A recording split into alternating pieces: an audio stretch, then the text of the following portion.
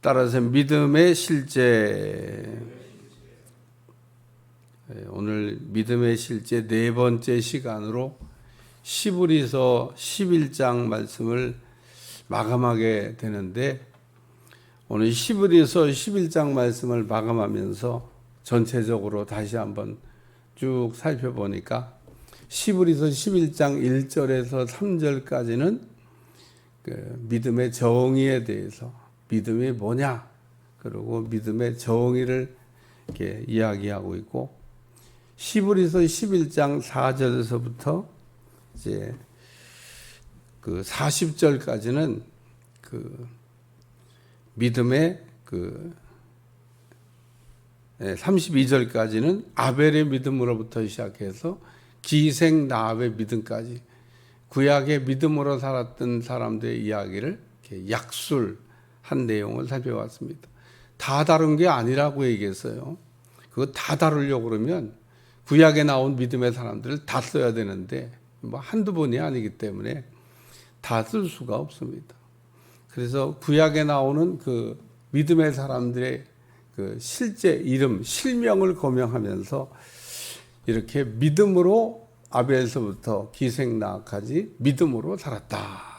그래서 하박국은 오직 의인은 믿음으로 말미암아 믿음으로 산다라는 이야기를 이렇게 말씀했는데, 구약 시대 때 사람들이 어떻게 살았나? 율법으로 살았나? 율법이 아니라 믿음으로 살았다는 얘기를 시브리 기자가 얘기하고 있고, 시브리 11장 33절에서 이제 40절까지는 믿음의 실제에 관해서 앞에는 믿음의 사람들에 대한 이야기를 했다고 그러면 믿음으로 살았을 때 그 믿음으로 어떻게 구체적으로 이렇게 살았냐, 믿음의 실제에 관해서 이야기하고 있는데, 이 시브리서 11장 33절에서 40절까지를 우리가 정확하게 이해하려면 뭐 다른 주석책 별로 필요하지 않다. 여러분 성경 연구할 때 성경 밑에 있는 주석 그거 별로 좋아하지 마세요. 별로 도움이 안 됩니다. 오히려 성경을 연구하는데 헷갈리기만 해요. 그래서 저는 그거 별로 권장하지 않습니다. 성경에 이렇게 그 성경 구절을 이렇게 예전에는 관주라고 해서 많이 붙여놨는데 그 많이 붙여놓은 부분을 다 삭제해버리고 그래도 그나마 조금 남겨놓은 성경 구절들이 있습니다. 오늘 본문도 보면은 성경이 4구절 나옵니다. 그 4구절 찾아보면 돼요. 그러니까 뭐 다르게 무슨 뭐 연구하는 방법이 아니라, 저도 오늘 어떻게 성경 말씀을 준비했냐, 그 4개의 성경 구절을 찾아보고 4개의 성경 구절이 말하는 내용이 오늘 본문의 내용 전체입니다. 그러니까 성경 구절이 4개 나오는데, 창세기 39장 20절, 예레미야 20장 2절, 37장 15절, 로마서 11장 26절, 계시록 6장 11절을 봐라. 이렇게 딱 써 있어요. 그러니까 이 4개의 성경 구절을 읽으면 오늘 본문의 내용이 그냥 뭐 다 이해가 되는 겁니다. 뭐 어려울 게 없어요. 그러니까 성경을 이렇게 우리가 읽으면서 참 우리가 갖고 있는 이 개역개정 성경에 친절하게 성경 구절을 이렇게 관주를 붙여놨다고 하는 게 얼마나 참 이렇게 성경을 이렇게 우리가 이게 탈선하지 않고 바르게 읽게 하는. 예전에 뭐 한 60년대 뭐 이게 뭐 50년대 60년대 이렇게 목회하던 분들은요, 주석책이 어디 있어요. 성경 하나 갖고 그냥 설교해야 되는데, 이게 다 그 성경 구절을 찾아가면서 설교를 했다 그러더라고요. 근데 훨씬 더 성경을 잘 설명하고 있습니다. 오늘 첫 번째 말씀은 믿음으로 시험을 이겼다라고 하는 말씀입니다. 오늘 본문에 있다 보면 시험을 이겼다 이런 말씀이 나와요. 그래서 또 어떤 이들은 조롱과 채찍질뿐 아니라 결박과 옥에 갇혀 시련도 받았으며 돌로 치는 것과 톱으로 켜는 것과 시험과 칼로 죽임을 당하고 양과 염소의 가죽을 입고 유리하여 궁핍과 환난과 학대를 받았으니 이런 사람은 세상이 감당하지 못하느니라. 그들이 광야와 산과 동굴과 토굴에서 유리하였느니라. 이렇게 어려움을 당했지만 이 믿음의 사람들은 이런 어려움을 믿음으로 이제 극복하고 승리하고 시험을 이겼다. 그 중에 한 사람이 누구냐면 요셉이고, 그 중에 한 사람이 예레미야고. 그래서 요셉과 예레미야를 봐라. 요셉은 형들에게 죽임을 당할 뻔하다가 물 없는 구덩이에 빠졌는데, 드라마틱하게 물 없는 구덩이에서 빠져나와가지고 애굽의 종이 되어 팔려가는데 또 성공했어요. 보디발의 집에 가고 청지기를 했는데, 보디발이 아내를 뺀 모든 거를 다 너한테 맡긴다. 왜? 요셉이 하는 일마다 하나님이 잘 되게 하시는 걸 보고 요셉에게 다 맡겼는데, 어느 날 보디발의 아내가 요셉을 유혹했는데 요셉이 뿌리쳤더니 요셉이 모함을 받아가지고, 요셉이 죄 짓고 감옥에 갔으면 뭐 억울할 것도 없는데 참 억울하게 감옥에 갔어요. 죄도 안 졌는데 모함을 받아가지고. 그래서 보디발도 내가 볼 때는 알았을 것 같아요. 죄가 없는 거, 심증 안 돼, 물증이 없.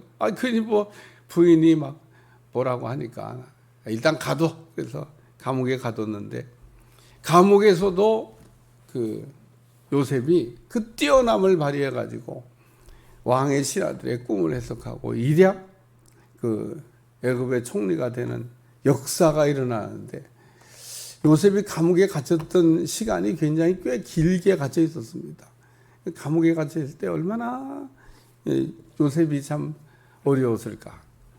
죄 짓고 갇히면은 죄값 치르는 건데 뭐. 그리고 그냥 이제 반성하면서 있어야 되지만, 죄가 없는데 갇힌 게 이게 문제인 겁니다. 우리가 하나님을 잘 섬기려고 하는 그 신앙 때문에. 예레미야, 남유다가 멸망한다고 이렇게 외치는 것 때문에 감옥에서 아주 모진 어려움을 다 당했습니다. 사람이 먹을 수 없는 걸 먹였다고 그러는데 아마 인분을 먹인 것 같아요. 인분, 그리고 뭐 소변, 뭐 이런 거를 먹였던 것 같습니다. 그러니까 아주 그냥 미워가지고 아주 괴롭힌 거죠, 괴롭힌 거. 그러니까 이 예레미야가 남유다가 멸망 안 한다고만 얘기하면 되는데, 가짜 선지자들은 막 남유다 멸망 안 합니다. 애굽에 와서 우리를 도와줄 겁니다. 바벨론 뭐 능히 물리칠 수 있습니다. 그런 얘기하는데, 왕이 듣기가 안 망한다는 얘기가 듣기 좋지 망한다는 얘기가 듣기 좋아요. 계속 망한다고 그런다. 그래서 오늘 요셉이나 예레미야 같은 사람이 이렇게 믿음 때문에 어려움을 겪었지만 결론, 시험에 이기고 승리했다.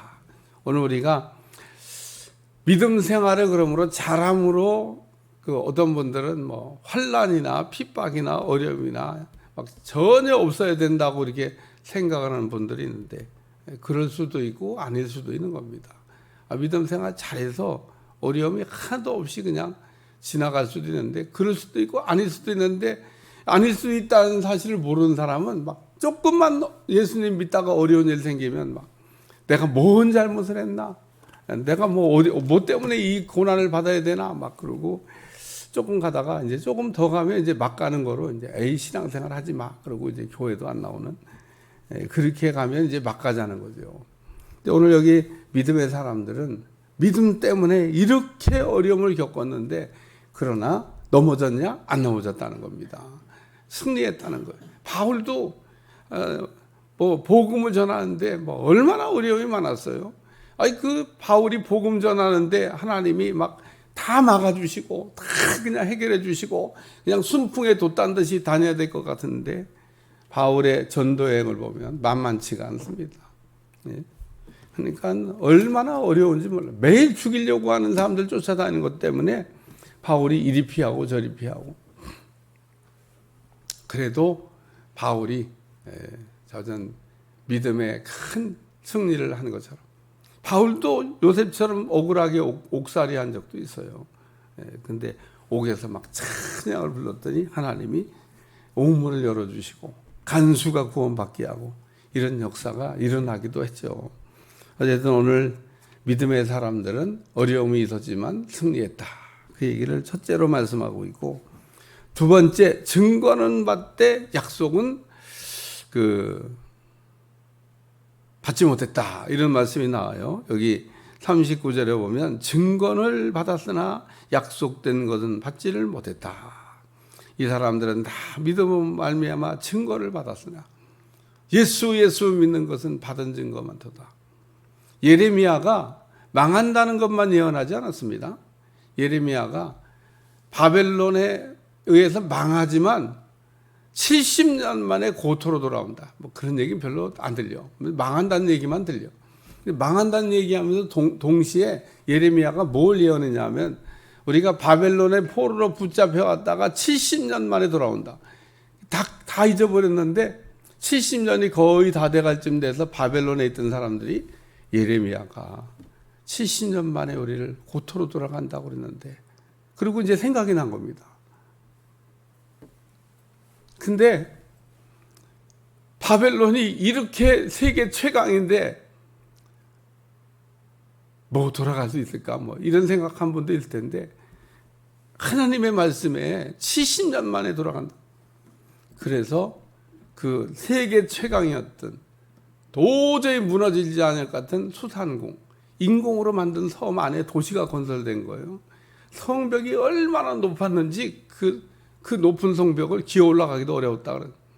그러니까 인공섬을 만들고 배는 다 이쪽에 있고 성벽은 높고 그걸 어떻게 무너뜨려요? 뭐 거기는 군사들은 뭐 낮잠 자고 있습니까? 그런데 놀라운 사실은 하룻밤 사이에 주인이 바뀌었다.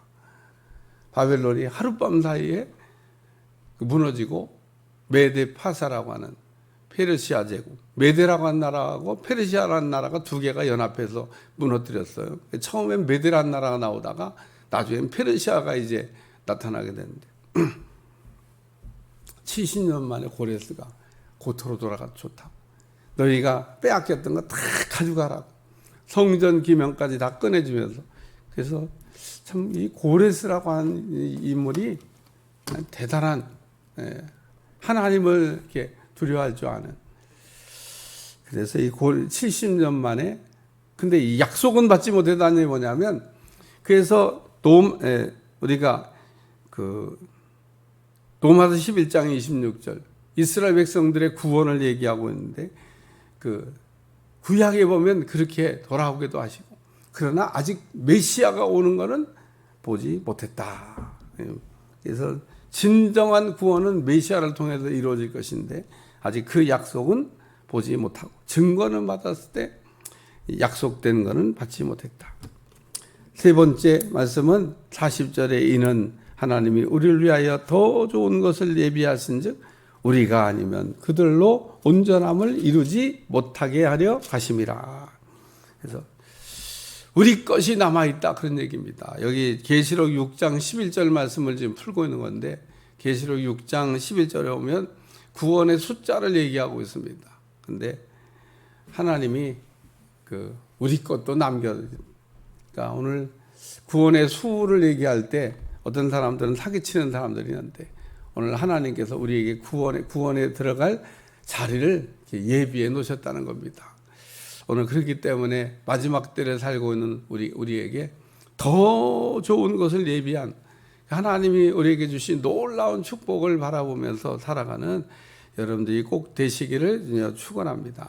그래서 우리는 땅에서도 잘 되고 하늘에서도 잘 되는 은혜가 임하게 되리라고 믿습니다.